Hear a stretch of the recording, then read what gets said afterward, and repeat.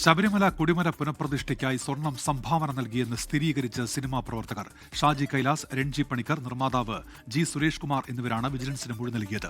മോഹൻലാൽ, സുരേഷ് ഗോപി എന്നിവരുടെ മൊഴി ഉടൻ രേഖപ്പെടുത്തും. അതിനിടെ ശബരിമലയിലെ സ്വർണ്ണപ്പാളികളിൽ ആസിഡ് സാന്നിധ്യം കണ്ടെത്തി. ഹൈക്കോടതി നിർദ്ദേശത്തിന് പിന്നാലെയാണ് ശബരിമല കൊടിമര പുനഃപ്രതിഷ്ഠയിൽ വിജിലൻസ് പ്രത്യേക സംഘം അന്വേഷണം ആരംഭിച്ചത്. ഷാജി കൈലാസ്, രൺജി പണിക്കർ, നിർമ്മാതാവ് സുരേഷ് കുമാർ എന്നിവരുടെ മൊഴിയാണ് കഴിഞ്ഞ ദിവസം രേഖപ്പെടുത്തിയത്. നാണയങ്ങളായാണ് സ്വർണം നൽകിയതെന്നാണ് ഇവരുടെ മൊഴി. ചിലർ സ്വർണത്തിന്റെ അളവ് പറഞ്ഞെങ്കിലും ചിലർ തൂക്കം കൃത്യമായി ഓർക്കുന്നില്ല എന്ന് മൊഴി നൽകി. മോഹൻലാൽ, സുരേഷ് ഗോപി എന്നിവരും മൊഴി നൽകാൻ തയ്യാറാണെന്ന് വിജിലൻസിനെ അറിയിച്ചിട്ടുണ്ട്. വരുന്ന ആഴ്ച ഇരുവരുടെയും മൊഴിയെടുക്കും. ദേവസ്വത്തിന്റെ രേഖകളിലുള്ള 27 പേരെ കൂടാതെ മറ്റാരെങ്കിലും സ്വർണം സംഭാവന നൽകിയിട്ടുണ്ടോ എന്ന അന്വേഷണവും വിജിലൻസ് തുടങ്ങി. ഇതിനായി സ്വർണം സംഭാവന നൽകിയവർ അറിയിക്കണമെന്നാവശ്യപ്പെട്ട് മാധ്യമങ്ങളിൽ പരസ്യം നൽകാനാണ് വിജിലൻസ് തീരുമാനം.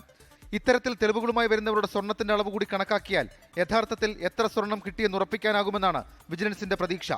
പാളികളുടെ സാമ്പിളുകൾ വീണ്ടും ശേഖരിക്കുന്നതുമായി ബന്ധപ്പെട്ട് നടത്തിയ പരിശോധനയിലാണ് ആസിഡ് സാന്നിധ്യം കണ്ടെത്തിയത്. പാളികളിൽ പലയിടത്തും നൈട്രിക് ആസിഡ് സാന്നിധ്യമുണ്ട്. അപ്രൈസർമാർ പരിശോധനയ്ക്ക് വേണ്ടി പ്രയോഗിച്ചതെന്നാണ് സംശയം.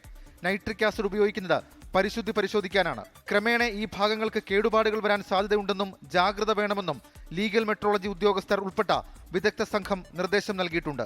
24 തിരുവനന്തപുരം.